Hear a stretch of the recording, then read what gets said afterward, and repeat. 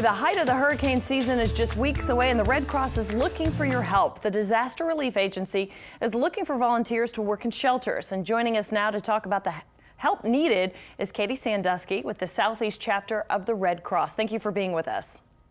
Thanks so much for having me today.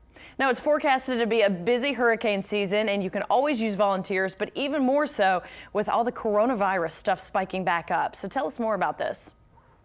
Absolutely. So right now we are prioritizing non-congregate sheltering options when people are displaced from a disaster. But in the event that we have a large-scale disaster with a lot of people displaced, we may have to have a congregate sheltering situation. And that means we'll still be following CDC guidelines. So it'll be more shelters with less people in those shelters, which of course means we need more shelter workers. So that means that we need people that are not at the at-risk population to come in, manage those shelters. You can do all of that training virtually just from the safety of your living room.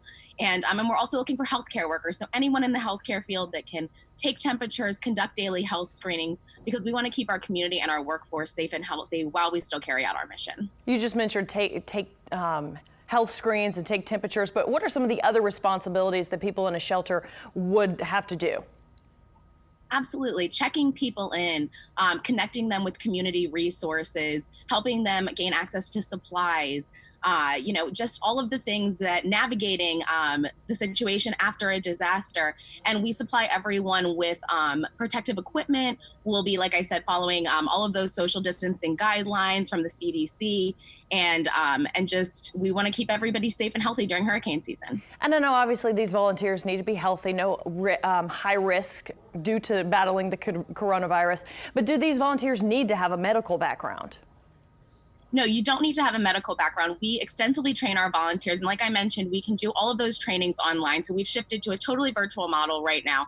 You can take all of those courses from the comfort of your living room. And if you are at an at-risk population, we still have a place for you at the Red Cross. We just don't want you working in the shelter, so we want to keep you safe.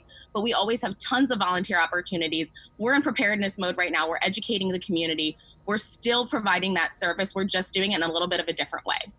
And you mentioned that the training is virtual. Tell us more about that. How extensive is that? So it's not too extensive. We just need to get everyone trained up on the typical responsibilities of a shelter worker, but then also on how to stay safe, what those social guidelines look like. All of those classes are in a virtual capacity, video courses. There's some quizzes to test your knowledge on all of that. Sure. And then you'll be connected with somebody at the Red Cross organization that will walk you through the entire process. Outside of shelters, any other areas you need volunteers for? We're always looking for volunteers. So there's tons of opportunities. You can get involved with service to armed forces. You can get involved with educating the youth. And you can find all of those opportunities at redcross.org/volunteer. If you're specifically interested in volunteering in a shelter, you can visit redcross.org/volunteer today. Okay, we really appreciate it. We hope it's not an active hurricane season, although it is forecasted to be one. Thank you so very much for your time. Thank you.